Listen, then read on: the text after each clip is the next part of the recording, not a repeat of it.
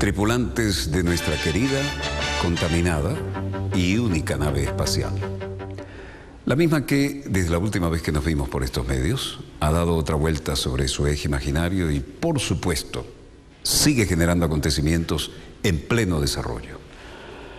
De estos acontecimientos, para variar, nos ha llevado a algunos de ellos a cambiar totalmente la pauta que teníamos prevista, porque en un raro acontecimiento, también para variar y cambiar, parecería que alguien le ha dado un prurito de ética, de humanidad, de conciencia, y así como hay una cumbre iberoamericana en México que tiene varias lecturas, prefiero darle prioridad a esto.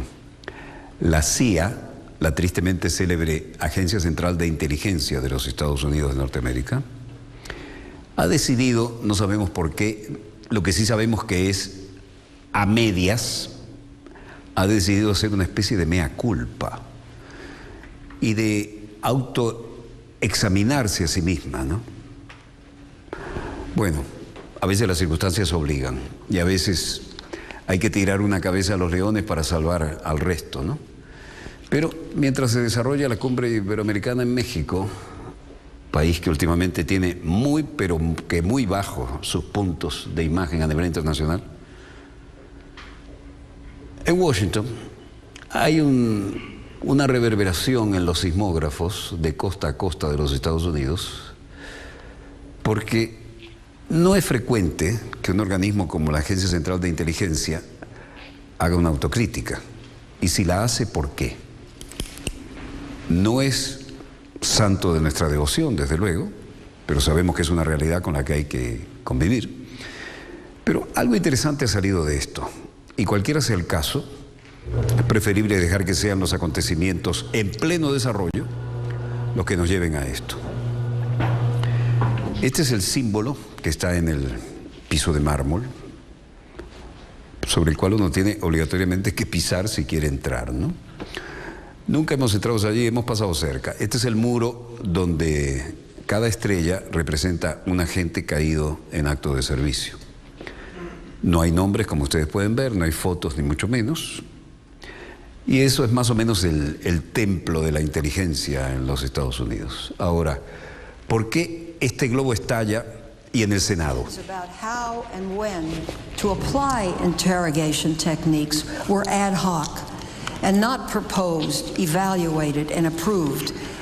Ahora resulta que el propio Senado de los Estados Unidos de Norteamérica acusa a la CIA de mentir y torturar. ¿Oyeron bien? Descubrieron la pólvora. El Senado de Estados Unidos acusa a la CIA de mentir y torturar. Y una de sus conspicuos integrantes, la jefa del Comité de Inteligencia, la senadora Dianne Feinstein, ex gobernadora de California, cuando era una chica muy bonita, indicó que los métodos de interrogación de la CIA se usaron al menos 119 personas y que en algunos casos se utilizó la tortura. 119. Vaya cifra conservadora. Y que en algunos casos se utilizó la tortura. Bueno, la publicación de este resumen de 500 páginas no puede limpiar la mancha. Bien, alguien debía ser sincero. Pero puede decir a nuestro pueblo y al mundo que Estados Unidos es lo suficientemente grande para admitir cuando está equivocado y confiado de que aprenderá de sus errores, dijo Feinstein. Bajo cualquier definición que usemos del término, los Estados Unidos sepan y el mundo sepa que los detenidos de la CIA fueron torturados. Vaya, vaya, vaya. Ya es un progreso.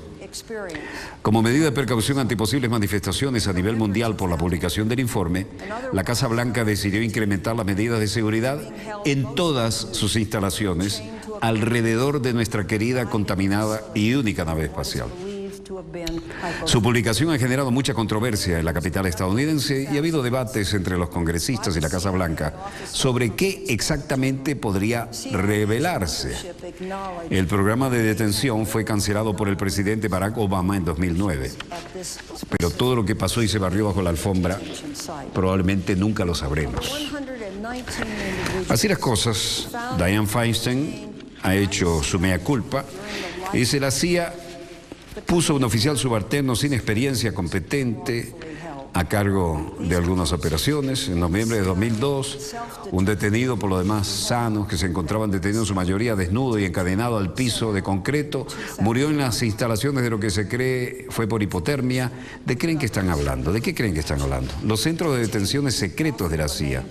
Y Guantánamo no era el menor de ellos, ¿no?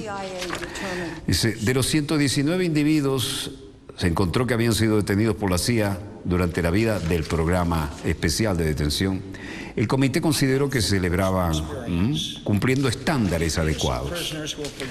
McCain, de la ultraderecha, un hombre que fue derribado como piloto en Vietnam y fue torturado, dice, sé por experiencia personal que el abuso de prisioneros producirá más mal que bien para la inteligencia.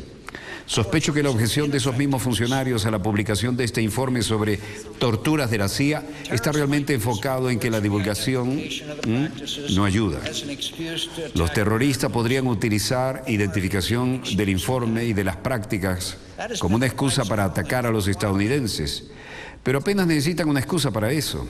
Ese ha sido el llamado de su vida desde hace tiempo.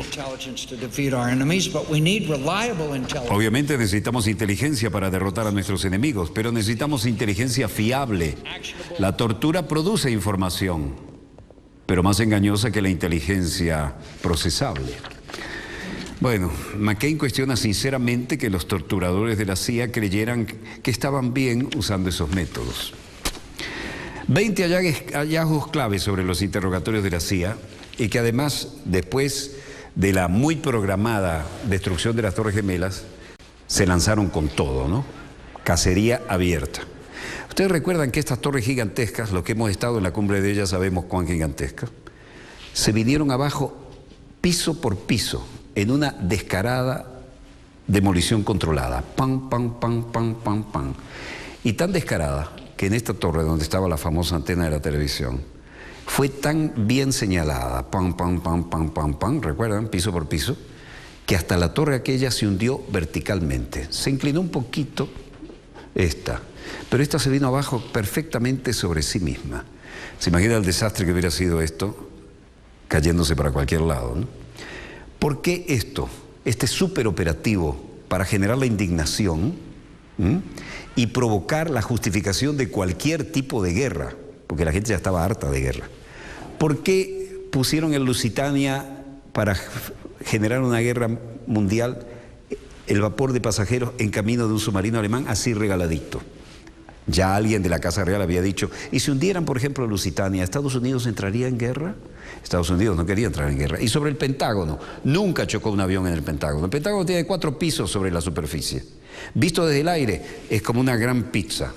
Para pegarle con un avión grande al Pentágono hay que ser un tronco de piloto y saber calcular bien la rata de descenso, porque si no, antes va a dejar los motores en el piso y después va a dejar contra todas estas carros y elementos de alumbrado que usted ve, jamás hubiera llegado entero un avión al Pentágono. ¿Y dónde estaban los motores? ¿Dónde estaba la cola, que siempre hace el latigazo y se queda entera prácticamente? Esto fue otra gran mentira. Lo que pegó en el Pentágono fue un misil, jamás un avión. Cuando se podía volar cerca del Pentágono, volé cerca del Pentágono. El Pentágono desde el aire se veía apenas levantado de la superficie. Pegarle a eso, bueno, y esto fue otra de las grandes mentiras de inteligencia brutal para justificar una acción a escala planetaria rompiendo todos los esquemas de la ética y de la contención. Recuerden que se vinieron piso por piso, pam, pam, pam, pam, pam, pam. Eso es la típica demolición controlada. Bueno, de esto aparecieron grandes conjeturas en estos días y muchas de ellas dicen 20 hallazgos sobre los interrogatorios de la CIA. Primero, la tortura es un medio efectivo para adquirir inteligencia, sí. Se basaban en las alegaciones inexactas de su eficacia, esto es lo que hoy se ventiló en el Congreso, ¿no? Tercero, brutal y mucho peor de lo que la CIA decía que habían actuado. Cuarto, las condiciones de reclusión de los detenidos de la CIA eran más duras de lo que en realidad nos contaron. Quinto, información inexacta, proporcionada repetidamente porque se usó la tortura hasta el cansancio. Sexto, ¿evitado o impedido la supervisión del Congreso activamente? Sí, hicieron lo imposible para que el Congreso mirara para otro lado. Séptimo, ¿hubo una efectiva supervisión de la Casa Blanca para impedir las torturas? Octavo, todo esto viene de lo que se ventiló hoy en Washington, en el Congreso. ¿Complicado y en algunos casos impedidos las misiones de seguridad nacional? Noveno, ¿supervisión impedida por la oficina del Inspector General de la CIA? Décimo, ¿coordinaron la entrega de información clasificada a los medios de comunicación? ¿Manipularon, sí o no? Décimo primero, sin preparación, se comenzó a operar ante la magnitud de los eventos. Décimo segundo, profundamente defectuoso toda la duración del programa de torturas con lo cual se pretendió, violando todas las normas que antes no se permitían, antes de estos eventos, extraer información por esos medios. Décimo tercero, operaciones abrumadoramente tercerizadas, es decir, metieron a medio mundo en el paquete y los hicieron trabajar para ellos, tercerizando incluso las labores de inteligencia y de tortura, porque crearon lugares de tortura secretos en todo el planeta a raíz de eso. Décimo cuarto, técnicas de interrogación coercitivas que no habían sido aprobadas, por supuesto. ¿Y cuántos de esos? Bueno, de Guantánamo hasta donde quieran irse. Décimo quince, no llevaron a cabo la contabilidad completa y exacta de la cantidad de individuos que metieron presos y que torturaron. Bueno, el campo 6 de Guantánamo es legendario de esto, ¿no? Todo esto se llevó a cabo barriendo bajo la alfombra. No se puede evaluar adecuadamente la eficacia de esa inteligencia. Décimo séptimo, personal reprendido, ¿rindió o no rindió cuentas? Nunca. Décimo octavo, ignoraron numerosas críticas internas, críticas y objeciones sobre cómo estaban torturando. Décimo noveno, inherentemente insostenible el argumento. Bueno, y este caballerete que hizo lo posible por no ir a Vietnam y que técnicamente desertó porque no se presentó como piloto dominguero de la Guardia Nacional Aérea porque había en ese fin de semana un chequeo sobre drogas y alcoholismo. Este caballerete que quería ser piloto de guerra, ¿no? Aprobó técnicas como esta, el submarino, donde literalmente ahogan a una persona, la ponen boca abajo, la tapan con paños y lo bañan de agua. Y es lo mismo que si lo metieran de cabeza en un pozo de agua. Este es un voluntario de la Organización de Defensores de Derechos Humanos que se prestó a ese interrogatorio.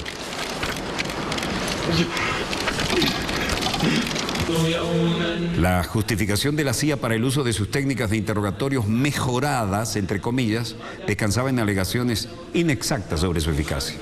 Y luego nos hablaron del terrorista más buscado del mundo, de una familia que había hecho negocios, familiares del mismo apellido, con figuras importantes que llegaron a la Casa Blanca, ¿no? Se fabricó el necesario terrorista más buscado del mundo. Bueno, esto dio lugar a que los comités electos de inteligencia hicieran lo que les diera la gana. Las torturas fueron mucho peores que lo admitido por la CIA, según se ventiló hoy en el Senado de Estados Unidos. Publicó hoy un informe sobre las brutales técnicas de tortura que usó para interrogar sospechosos tras los atentados de 2001, lo que preocupa ahora a la clase política y alados de Washington, incluso a los países donde llevaban los prisioneros para torturarlos fuera de Estados Unidos y poder mentir. Polonia es uno de ellos. Laura Peter, asesora de Seguridad Nacional de Human Rights Watch. La tortura es ilegal, es inmoral, está mal y no funciona. Y los Estados Unidos excedieron la autoridad, el 9/11, y se utilizó la tortura cuando nunca se debió hacer. Y como vemos en este informe, la realidad fue ineficaz para luchar contra el terrorismo. Miles de páginas, 6.700 páginas de una en esta. Laura Peter dijo, el submarino, esta tortura que acabamos de mostrarles, claramente una tortura, se había prohibido por el derecho estadounidense y fue procesado en los tribunales estadounidenses en el pasado. El uso de estas posturas en tensión durante periodos prolongados de tiempo, más la privación de sueño, más todas estas técnicas combinadas durante meses tras meses, eran extremadamente brutales. Y ya sabes, poner a estos detenidos en situaciones extremadamente estresantes y dolorosas. Esa era la meta. ¿Cuántos detenidos? ¿En cuántos lugares en el mundo? ¿Por qué ahora es que nos venimos a enterar? Ilegal todo esto, según el derecho internacional, para que cualquiera pueda seguir en un orden o bajo un orden manifiestamente ilegal. Pero en realidad los culpables en este caso son los altos funcionarios estadounidenses que autorizaron los abusos sabiendo que todo esto era ilegal. Ellos son los que están en la parte superior de la responsabilidad y son los que necesitan ser responsables de estos crímenes. Por supuesto, documentos desclasificados que antes eran difíciles de manejar. Y esto salpica a países como Polonia, Rumania, donde se llevaban a la gente para decir, no, en este país no se tortura. Claro, tenías tus sihuices en otras latitudes y longitudes que te permitían llevarlos allá por vía aérea y torturarlos como te diera la gana, ¿no? El secreto protege a los países implicados y el informe de hoy del Senado sobre el programa de interrogatorios absolutamente ilegales y de detenciones de la CIA no menos ilegales no detalla a los países que acogieron los numerosos centros de tortura de la CIA en el exterior, pero empezó a pensarse en esto en el otoño del 2001 tras los atentados del 11S, en instalar prisiones secretas en el extranjero. Y estas sí operaron desde 2002 al 2006. Esta es una vieja base aérea que está en el mapa de Constanta, un viejo MiG-29, imagínense, en todas las latitudes, en Rumania, por ejemplo, y por supuesto en Polonia, se los llevaron para allá, los torturaban allá. Y según un análisis del documento que hace el diario The Washington Post, había 9 centros secretos, 4 en Afganistán y otros en la base naval de Estados Unidos en Guantánamo, Cuba, en Polonia, en Rumania, en Lituania y tan lejos como Tailandia. El informe tampoco facilita los nombres de los centros de detención. El mencionado con mayor frecuencia, en 166 ocasiones, es un centro de detención y tortura llamado Cobalto, que llegó a albergar más de la mitad de los 119 detenidos identificados, por lo menos los que están identificados en el documento, dado a conocer hoy. Esa cárcel inició sus operaciones en septiembre del 2002, según publica The Daily Beast. A partir del análisis de los detalles descritos que llega a la conclusión, se trataba de un centro conocido como Salt Pit en Afganistán. Como anticipo del malestar que podía generar en algunos países la difusión del informe, porque ahora esto salpica a los que fueron aliados en toda la guerra sucia de Estados Unidos, el presidente Barack Obama y la primera ministra polaca Ewa Kopacz hablaron por teléfono ayer. El Tribunal Europeo de Derechos Humanos condenó en julio al gobierno polaco a indemnizar a 2 presuntos terroristas que estuvieron confinados en uno de esos centros secretos. La CIA tenía 9 centros secretos, 4 en Afganistán, el resto en la base naval de Guantánamo, Cuba, y el resto en Polonia, Rumania, Lituania y Tailandia, como hemos dicho. También había países occidentales, naturalmente. Desde el principio del programa, la CIA afrontó desafíos significativos en la búsqueda de países dispuestos a acoger sitios clandestinos de detención y tortura. Con la excepción de un país que no mencionan, pero que tal vez estamos viendo, la CIA fue forzada a recolocar a los detenidos fuera de cada uno de los países en los que había centros de detención, y esto por la presión del gobierno de acogida o revelaciones públicas escandalosas del programa. El documento asegura que uno de los factores que llevó al fin el programa en el 2006 fue la reducción de la cooperación de las naciones que antes se prestaban para este trabajo sucio. El documento no entra en detalles sobre cómo eran transportados los detenidos ni dónde se hacía escala. Según una investigación judicial en enero del 2004, 13 agentes secretos de la CIA hicieron escala en Palma de Mallorca en un avión civil en el que permaneció secuestrado Khaled al-Masri, un alemán de origen libanés que posteriormente fue trasladado a la cárcel de Kabul, donde fue torturado interminablemente. El pasado septiembre, el juez de la Audiencia Nacional, Ismael Moreno, decidió archivar el caso del vuelo de la CIA que recaló en Palma de Mallorca. ¿Por qué decidió archivarlo? Tenéis mala conciencia, hombre. Alegando la imposibilidad de lograr la identificación real de los miembros de la tripulación. Bla, bla, bla, bla. Berlín, por supuesto, tenía algo que decir, pero no se dijo. La alerta máxima ahora está en todas las embajadas de las bases y bases militares de Estados Unidos en ultramar. ¿Por qué? Porque se teme que, revelado esto, vengan las represalias. Todas las embajadas de Estados Unidos en alerta máxima. Funcionarios del Departamento de Estado y otro de la comunidad de inteligencia confirmaron a la cadena Fox News este lunes que las sedes diplomáticas, las bases militares y cualquier otra dependencia recibieron indicaciones de fortalecer las medidas de seguridad ante posibles actos de violencia. Estados Unidos blinda a sus embajadas ante posibles ataques por el informe de las torturas brutales de la CIA a escala industrial y planetaria que se filtró finalmente hoy. El Comité de Inteligencia del Senado publicó hoy el anticipado informe del que hemos hecho detalles sobre el uso de controvertidos procesos interrogatorios de sospechosos y miembros de Al-Qaeda retenidos en instalaciones secretas en Europa y Asia en los 8 años posteriores a los ataques terroristas del 11 de septiembre del 2001 en Estados Unidos. Aún así, no esperan ataques tan violentos como los que mataron a 4 estadounidenses en la embajada de Benghazi en el año 2012. Pero todos están en la máxima tensión, en la paranoia de la seguridad. Así lo confirmó el portavoz de la Casa Blanca hoy. Y lo dijo del gobierno de Barack Obama. Esta divulgación de los detalles va a traer algunas consecuencias, pero hay que hacerlo. La administración lleva meses preparándose para la publicación de este informe. Hay algunas indicaciones de que la divulgación del informe podría llevar a mayor riesgo para las instalaciones e individuos estadounidenses en todo el mundo. Esto no lo dijo Obama, lo dijo Ernst en su conferencia de prensa. Por eso la administración ha dado los pasos prudentes para asegurarse de que se implementen las precauciones adecuadas de seguridad en todas las instalaciones de Estados Unidos, diplomáticas, militares o lo que sea, en todo el mundo. El Pentágono emitió una directriz a los comandantes militares en todo el mundo para que permanezcan en alerta especial por la publicación del informe. Ciertamente hay una posibilidad de que la publicación de este informe pueda provocar agitación y por tanto se ha ordenado a los comandantes y combatientes que tomen las medidas adecuadas de protección de las fuerzas. Ahora, la seguridad y el refuerzo se notó en todo el mundo, por más que se hizo con relativa discreción. Y la preparación de una protesta mundial en la publicación de los detalles gráficos, duros, de las terribles técnicas de interrogatorio, hace que los funcionarios de la Casa Blanca hayan hecho esta directiva. En el Cairo hoy, el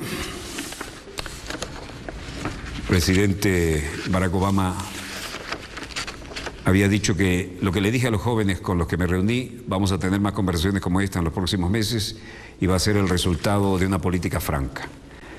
Obama ahora tomó otra, denunció el racismo profundamente arraigado en Estados Unidos y sobre esto, como estamos viendo, siguen las protestas después de la acción de los policías blancos contra lo que fueron sus víctimas, por supuesto, todos de raza negra. Desde Ferguson a Staten Island o Cleveland, los manifestantes exigen a Barack Obama que tome partido como presidente de Estados Unidos, pero también que no se olvide que es miembro de la comunidad negra norteamericana. Barack Obama dejó de lado el lenguaje lleno de matices y metáforas utilizados desde el inicio de las manifestaciones, habló de su juventud y sobre el miedo de los negros anclados en el subconsciente de algunos. Esto no se resolverá de la noche a la mañana, dijo. Esto es algo que está profundamente arraigado en nuestra sociedad y está profundamente arraigado en nuestra historia. Así lo sostuvo durante la entrevista concedida al canal Black Entertainment, dirigido al público negro, que acabamos de ver parcialmente. No queremos solamente que el joven perfecto sea tratado correctamente. También queremos que los jóvenes que quizás cometieron errores reciban el trato adecuado. Queremos que gocen del mismo beneficio de la duda que tienen los demás. Y quiero que mis nietos sean tratados como otros nietos y no tener que preocuparme por ello.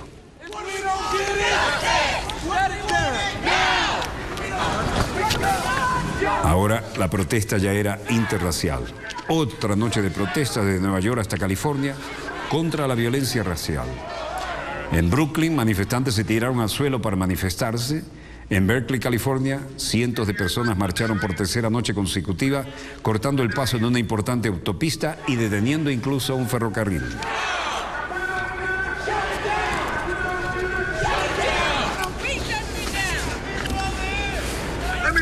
Y como la nota significativa, los jugadores de la NBA en Nueva York apoyaron las protestas contra las muertes racistas a manos de la policía. LeBron James de los Cavaliers de Cleveland y otros jugadores llevaban camisetas estampadas con las últimas palabras de Eric Garner. No puedo respirar. La usaron en los calentamientos antes de un partido contra los Nets de Brooklyn. El príncipe Guillermo de Inglaterra y su esposa Kate se encontraban entre las miles de personas que asistieron a ver el juego disputado en Barclays Center de Brooklyn, ¿no? En California, los manifestantes bloquearon un tren. Ahí tienen. Ahí están las estrellas del baloncesto. LeBron James, de los Cavaliers de Cleveland, y otros jugadores llevaron camisetas en el entrenamiento con las últimas palabras de Eric Garner. No puedo respirar. Bueno, si esto no es una masa crítica en todos los niveles de la opinión pública de Estados Unidos, y además esto ocurre con un presidente negro en la Casa Blanca, el primero de ellos. No puedo respirar. De alguna manera debe llegar el mensaje, ¿o no? Aterricemos en la realidad de los mercados. El precio del crudo venezolano a la baja cerró en $60.55. La cesta OPEP en igual tendencia cerró en $63.78. El precio del Brent del Mar del Norte sigue la misma tendencia y cerró en $66.31. El precio del oro, $1.230.50 la onza. Subió. Inestabilidad, la gente se refugia en el oro. Precio del café al alza, $181.30 el quintal. El cobre levemente a la baja, 6.465 redondos la tonelada. El níquel de igual tendencia, 16.555 redondos la tonelada. El precio de la soja al alza, $385.17 la tonelada. Y el euro estable a 1,23 en referencia a la divisa estadounidense.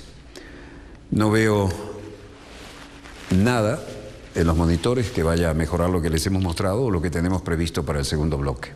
Breve corte y volvemos con la segunda parte de nuestro dossier. Ya volvemos, no se muevan, vale la pena.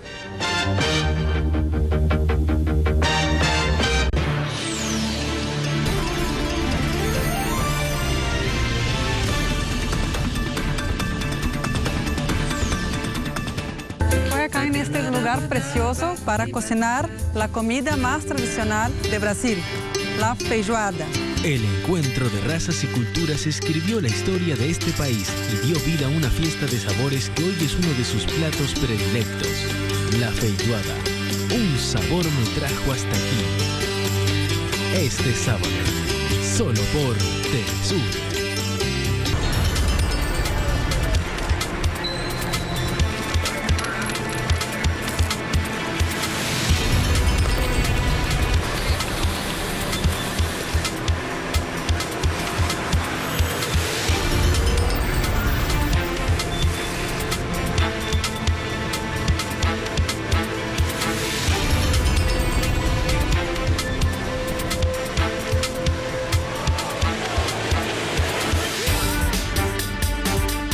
Understand the world we live in. We require news with critical points of view, thorough analysis and social commitment. This information is vital to think, to understand and to change. The world demands a new perspective. telesurtv.net/English. Wherever the news, you'll be there. 9 de diciembre de 1824, Batalla de Ayacucho, gesta que selló la independencia de América del Sur. Hace 190 años, en la Pampa de Quinua, en Perú, tuvo lugar el último enfrentamiento dentro de las campañas terrestres de las guerras de independencia hispanoamericana. La victoria de los independentistas en la Batalla de Ayacucho significó la desaparición del último virreinato español que seguía en pie, el Virreinato del Perú, y puso fin al dominio colonial de España en Sudamérica. 9 de diciembre de 1824, Batalla de Ayacucho, gesta que selló la independencia de América del Sur.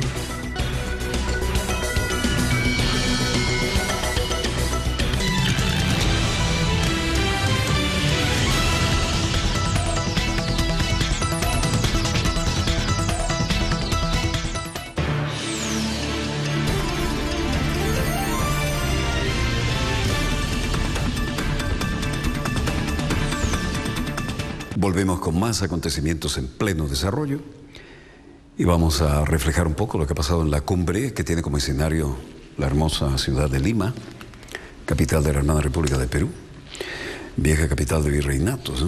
Bueno, esto mejor lo explicamos por sus protagonistas y con los acontecimientos en pleno desarrollo. Esto representa, de alguna manera, otro de los intentos de formar coincidencias, sinergia, voluntades para sacar adelante algunas de las agendas que siempre han caracterizado nuestras preocupaciones y la de cualquier persona bien nacida. Ya verán por qué.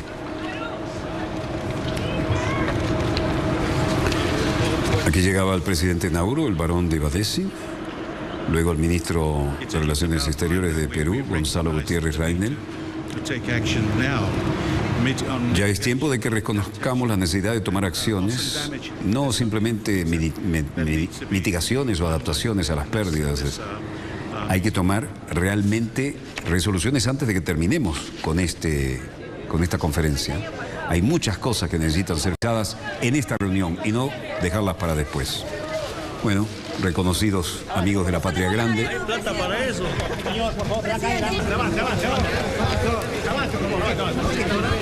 Por favor, déjenle espacio, por favor, déjenle espacio. La gran conferencia sobre el cambio climático se inició, un segmento de alto nivel. Entrando en un proceso, digamos, ya la etapa más álgida, si quiere, de las negociaciones en los dos documentos. El documento sería la prebase para el acuerdo de cambio climático y una decisión que tiene que salir de aquí de la conferencia en Lima. En presencia de la secretaria ejecutiva de la Convención Marco sobre el Cambio Climático, Cristiano Figueres, ministro del Ambiente peruano y presidente de la conferencia, Manuel Pulgar Vidal, reiteró el llamado a la acción. Es una semana crucial en nuestra batalla contra el cambio climático. Haciendo un balance de las negociaciones, considero que hemos creado un buen espíritu, el cual nos gusta llamarle el espíritu de Lima. Esta semana debemos incrementar nuestra voluntad para alcanzar los resultados que el mundo espera de todos nosotros. Por su parte, Ban Ki-moon mencionó que traía un mensaje de esperanza y de urgencia. Primero debemos entregar aquí en Lima un borrador bien estructurado y coherente para el acuerdo del 2015. En segundo lugar, necesitamos un progreso tangible en la consolidación del régimen de financiación para el clima.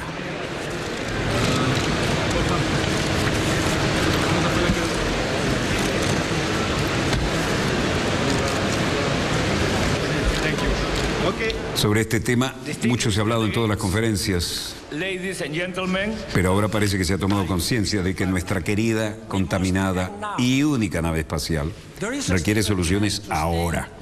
Y por eso dijo el secretario general, primero debemos entregar aquí en Lima el borrador bien estructurado y coherente en el acuerdo del 2015. Tenemos que actuar ahora, no hay tiempo que perder. Esta es la oportunidad de permanecer dentro del límite máximo acordado internacionalmente de menos de 2 grados centígrados para la subida de la temperatura global. Pero la ventana de oportunidad se reduce rápidamente. Todos los países deben ser parte de la solución. Toda la sociedad humana debe ser activada. Este no es un tiempo para retoques, es un tiempo para la transformación.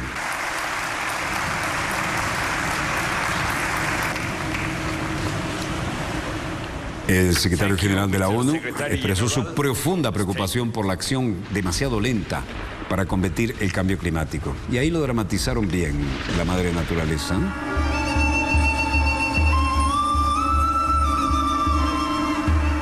Volviendo a nuestros primeros habitantes en la Patria Grande, que siempre respetaron la naturaleza, se pueden extrapolar por el respeto a la Pachamama algunas verdades.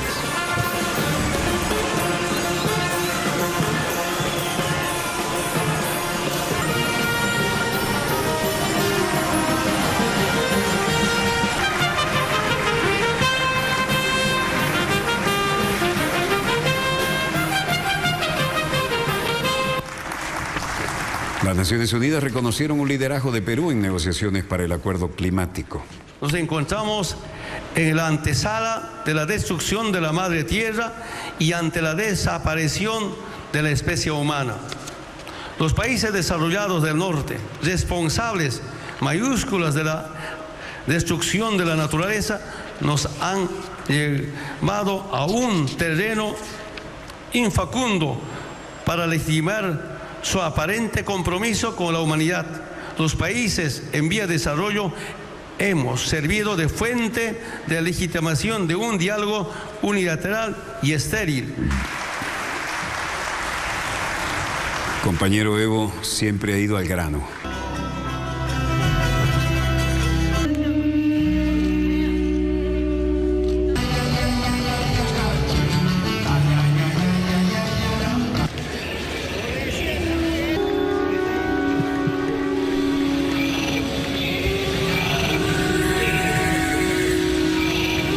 Aquí para poder realizar nuestra cumbre de los pueblos.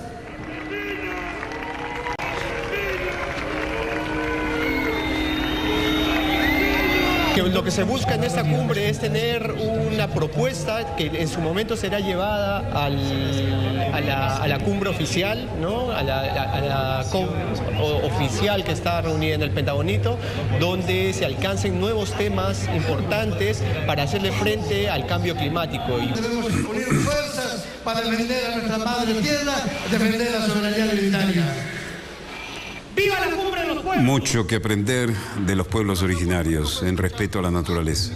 Actualmente en la COP20, porque nosotros estamos en las afueras de la COP20. Los gobiernos están adentro en el evento oficial, nosotros estamos en el pabellón indígena, reflexionando, poniendo nuestro punto de vista, reclamando, denunciando los hechos graves que están ocurriendo en los territorios indígenas.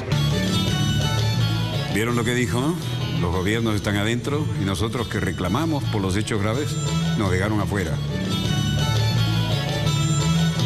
Se dijo que era muy importante llegar a un acuerdo al final en París, Francia, el próximo año. Acordamos que todos los países debemos bajar las emisiones para el 2020 y no se puede subir más de 2 grados de temperatura. Es importante encontrar la fórmula, imprescindible. Mientras tanto, en Doha, Qatar, veíamos los retratos del emir de Qatar, Sheikh Tamim bin Hamad Al Thani. Los países del Golfo parecen dar por zanjada su crisis con el cambio de postura de Qatar. La capital catarí fue precisamente la sede de esta cumbre de jefes de Estado y altos responsables de los países miembros del Consejo de Cooperación del Golfo, que abarca Arabia Saudita, Emiratos Árabes Unidos, Bahrein, Qatar, Kuwait y Omán. La llamada declaración de Doha, leída durante la clausura de la reunión celebrada hoy, señaló la importancia de iniciar un nuevo periodo basado en la solidaridad y la soberanía nacional de los países del Golfo sin injerencias en los asuntos internos. Dieron por concluida la crisis surgida por las distintas posturas respecto a los hermanos musulmanes y que se escenificó en marzo pasado con la retirada de los embajadores de Arabia Saudita, de los Emiratos, Bahrein y de Doha. Ahora volvieron a reunirse y las partes involucradas decidieron, después de superar las diferencias y en una cumbre extraordinaria en Riad el pasado noviembre, acordaron el regreso de los embajadores. El comunicado final de esta cumbre refleja esa reconciliación y el cambio de postura de Qatar, que hasta hace poco estaba aliada con los hermanos musulmanes, declarados terroristas por varios de estos países, y criticaba a las autoridades egipcias surgidos tras el derrocamiento del presidente islamista Mohamed Morsi el 3 de julio del 2013. El texto de los 6 países expresa total apoyo al presidente de Egipto, Abdel Fattah al-Sisi, y destacan el papel de ese país en el contexto regional. Y agregan, la experiencia reciente nos ha enseñado a no precipitarnos para evitar convertir las diferencias en las interpretaciones políticas que pueden surgir incluso entre los líderes, no convertirlas en discrepancias que afecten a los sectores económicos y sociales, explicó en la apertura de la cumbre el emir de Qatar, Tamim bin Hamad Al Thani.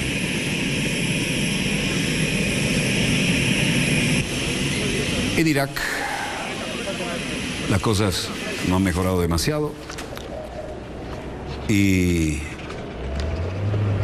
el ministro de Defensa Khaled Al-Obeid Al-Spihar en la base aérea con gran escolta por la forma en que están las cosas, hacía presencia y en vehículos blindados se acercaban a los teatros de operaciones. Khaled Al-Obeid dijo, como primer paso, el liderazgo clave en el Ministerio de Defensa ha cambiado. El ministro de Defensa Khaled Al-Obeid llegó a la provincia de Salahuddin, al norte de Bagdad, para revisar las ganancias sobre el terreno de su ejército contra los combatientes del Estado Islámico. Y el convoy del ministro viajó a lo largo de la principal carretera norte-sur entre Tikrit y Baijí y se topó con los disparos de francotiradores. Como acabamos de ver, el convoy respondió con una lluvia de disparos y los 7 Humvees siguieron sin interrupciones, pero el incidente subraya los límites del progreso del ejército iraquí hasta ahora contra los militantes de la línea dura. Y el ministro dijo, como primer paso hemos cambiado el liderazgo clave en el Ministerio de Defensa y los que no vayan a la batalla sin preplanificación y preparación. Esa fue la razón directa de algunas de nuestras victorias que todavía están por debajo de nuestras ambiciones. Nuestra ambición es liberar a todo el país de Irak. La mayor parte de la gobernación fue capturada en junio por militantes islámicos del Estado durante su rápido avance de Mosul hacia Bagdad. Y las cosas fueron cambiando de inmediato. Hay un orden lógico para las cosas. Y aquí tenemos en Bagdad nada menos que a Chuck Hagel, el secretario de Defensa de los Estados Unidos. El secretario de Defensa llegó hoy a Bagdad en una visita sorpresa que se enmarca en una gira por el área para reforzar la lucha contra el grupo radical Estado Islámico, el Daesh en árabe.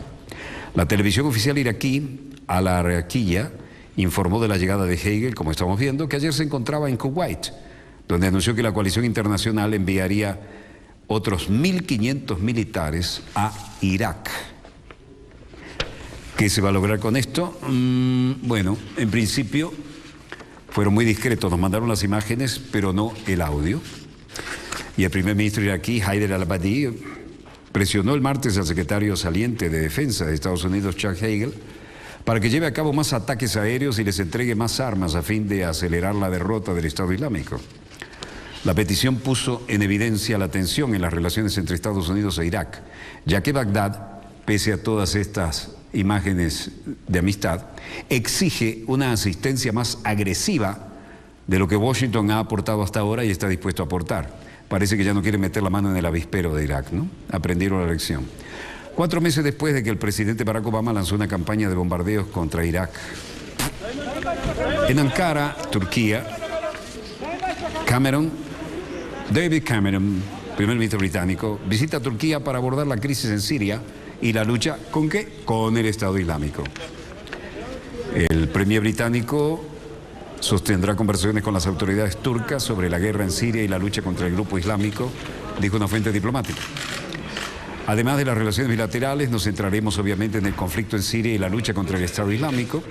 Y Cameron se reunió en Ankara con su homólogo turco, Ahmet Davutoglu, como estamos viendo, y tenía previsto volver al país tras visitar Polonia.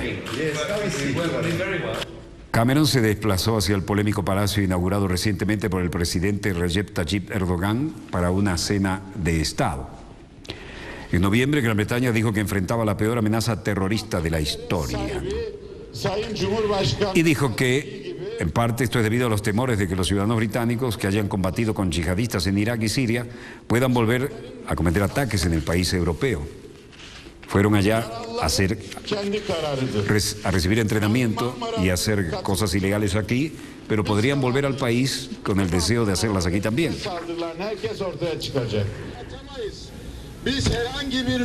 Hay una protesta sobre Turquía, y aquí hablaba Bülent Yıldırım de la Fundación para la Ayuda a los Derechos Humanos.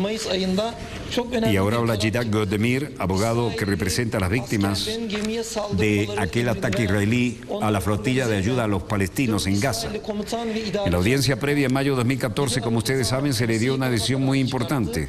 Se emitió una orden de la Séptima Corte Penal y unos 4 comandantes y administradores israelíes que habían ordenado a sus tropas israelíes atacar la nave de ayuda humanitaria exigieron una notificación roja a emitir para aquellas personas que puedan remontar por la Interpol, pero de Turquía, el Ministerio de Relaciones Exteriores, por desgracia, no ha enviado la notificación roja que fue emitida por una corte a la Interpol, inclusive aunque fueran hechas hace 6 meses y medio. Los manifestantes con banderas palestinas cantaban en Turquía: usted va a fracasar y va a terminar en el infierno. Abdullah Arslan, que estaba a voz de Mavi Marmara, dice: yo soy participante, estamos aquí para buscar nuestros derechos. Nos trataron injustamente, jurídica y políticamente, y tenemos una audiencia aquí, por eso estamos aquí. ¿Recuerdan el canallesco ataque con los comandos israelíes al Mavi Marmara, buque absolutamente desarmado y con ayuda humanitaria para la Franja de Gaza? Sigue el proceso por el asalto israelí en Estambul por la matanza de 10 ciudadanos turcos a raíz del ataque de los comandos israelíes contra el buque Mavi Marmara, que intentaba llevar ayuda humanitaria a la Franja de Gaza el 31 de mayo de 2012. Las 6 víctimas que se encontraban a bordo de la embarcación durante el ataque prestaron hoy declaración, bueno, los que sobrevivieron, en la 7ª vista del juicio procesado por el juzgado de lo penal número 7 en Estambul. Bueno, y ahora estamos en Rusia. Didier Reynders, ministro de Relaciones Exteriores de Bélgica, se reúne con su contraparte Sergei Lavrov.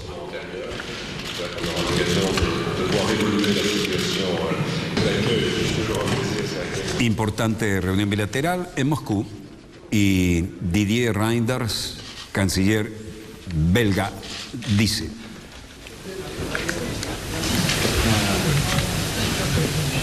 Je suis très heureux de voir l'engagement aussi de la Fédération de Russie en faveur. Estoy muy feliz de la que Federación Rusa ha prestado asistencia a la firma de un acuerdo sobre un alto el fuego y está haciendo una contribución en el cumplimiento de los acuerdos de Minsk en toda su totalidad y agenda.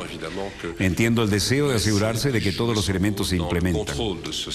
Obviamente deseamos que se permita a la Organización para la Seguridad y la Cooperación Europea desempeñar un papel importante en el control del alto el fuego mediante el aumento de su presencia en todo el territorio y en el este de Ucrania.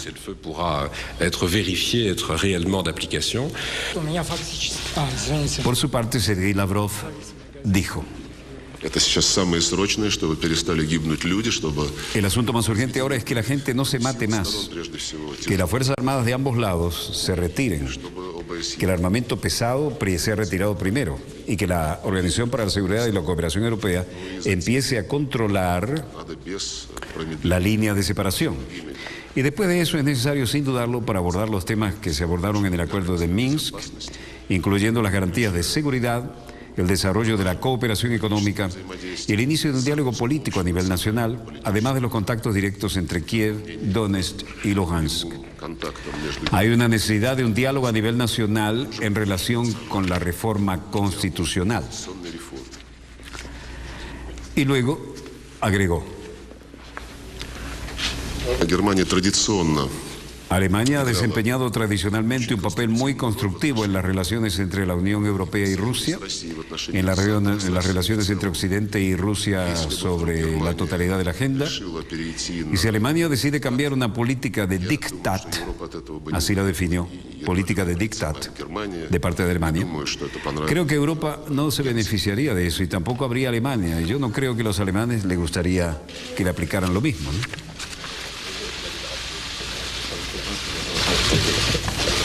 De alguna manera hay un acercamiento aquí. Esta, por lo demás, es la sede de la Cancillería.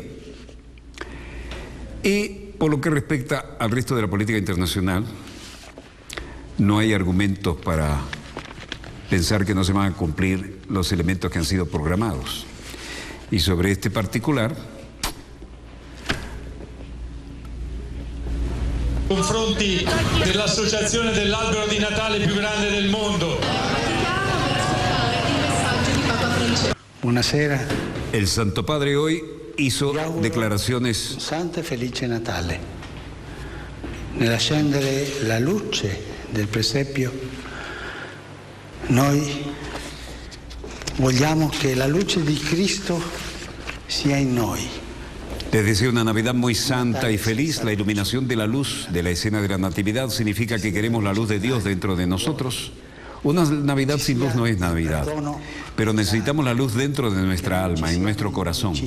Tenemos que perdonar a los demás y asegurarnos de que no hay enemigos, porque eso trae sombras. Queremos que la luz de Jesús, que es tan hermosa, me gustaría que esto para todos ustedes también lo tengan, que nos ilumine a todos con esta luz. Momento di accendere la luce del presepio. Luego dijo, espero que haya luz en sus corazones, en sus familias y en su ciudad. Y ahora con ese deseo, vamos a encender las luces. Se refería a la ceremonia tradicional en el Vaticano. Encendiamo la luce.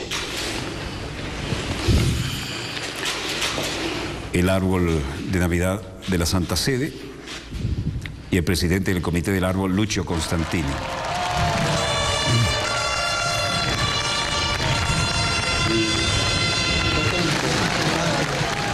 Este árbol de Navidad es el más grande en el mundo y lo han estado colocando al lado del Monte Ingino desde 1981.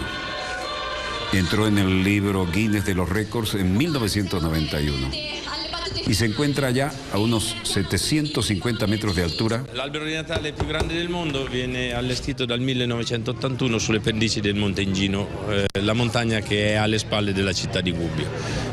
Tiene una base de 450 metros y ocupa un espacio de tierra equivalente a 30 campos de fútbol. El cometa estrella en la parte superior es de 1 metro cuadrado y es una estructura muy impresionante. Pari a quella di 30 campi di calcio. La stella cometa che lo sovrasta è 1000 metri quadrati, quindi una realizzazione veramente consistente. Y en estas Navidades, una buena noticia para el Estado plurinacional, la hermana República de Bolivia. La Paz fue elegida este domingo entre las nuevas 7 ciudades maravillas del mundo, junto a otras urbes que disputaron el privilegio en el concurso lanzado por la organización Las 7 Nuevas Maravillas del Mundo. Además de la ciudad sede del gobierno de Bolivia, la lista de las 7 ciudades maravillosas del planeta están Beirut, Doha, en Qatar, Durban, Sudáfrica, La Habana, felicitaciones a todos los habaneros y a los cubanos, Kuala Lumpur, Malasia y Vigan, Filipinas. Felicidades, La Paz. Gracias, Bolivia. Hicimos que el mundo sepa que La Paz es una ciudad maravillosa, publicó en su cuenta Twitter el alcalde Luis Revilla. Antes y un después en la historia de la ciudad. Si sabemos aprovechar esta nominación, si podemos utilizar este hermoso pretexto para promocionar el país a través de la paz en el mundo entero, pues esto puede traer muchos beneficios. Poniéndonos de acuerdo el Estado Nacional, Departamental, Municipal, el sector privado, las organizaciones sociales, de tal manera que aprovechemos este momento de difusión de la paz en el mundo y construyamos esa política que tanta falta le puede hacer al país. No siempre vamos a vivir de los recursos naturales, pero del turismo sí.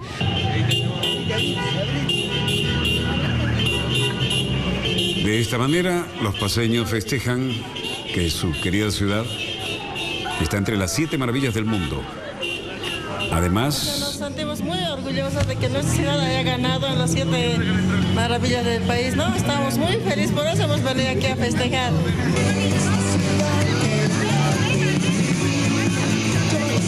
En el aspecto de turismo yo creo que va a haber mucha más afluencia y como sociedad tenemos que ser más cooperativos con ellos, más acogedores.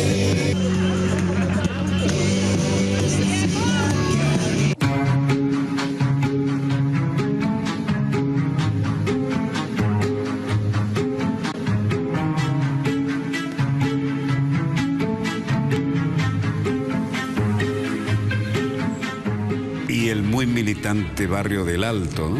Cuando el Alto estornuda, La Paz se resfría socialmente. Hay una luminosidad especial en La Paz, pero hay que saber caminar lento si uno no está acostumbrado a ella. La Guardia de Honor de Palacio Quemado, realmente a la altura que está La Paz, no es como para que los que no están bien entrenados y no son paceños se pongan a inventar carreritas, ¿no? Bueno, dejamos la Guardia de Honor, los rojos, que son aquellos que ponen la seguridad para el compañero Evo Morales Ayma. Hay que ver, cuando uno se mueve a 4.000 metros en aviación está obligado a llevar oxígeno, pero esta gente está acostumbrada a vivir en el altiplano y forma parte de su naturaleza, ¿no? Y el Alto, por algo le llaman el Alto, está todavía un poco más arriba de La Paz. Bueno, interesante jornada hoy, que termina aquí. Y volveremos mañana, Dios mediante, cuando nuestra querida, contaminada y única nave espacial haya dado otra vuelta sobre su eje imaginario. Y estemos aquí para contarles la pequeña gran historia de las próximas 24 horas. Donde quiera que se encuentren de ese lado del receptor, muchas gracias por permitirnos estar allí con ustedes. Desde el estudio 3 de Venezolana de Televisión, les habló Walter Martínez, productor y conductor de Dossier. Disponga usted de las cámaras, señor director.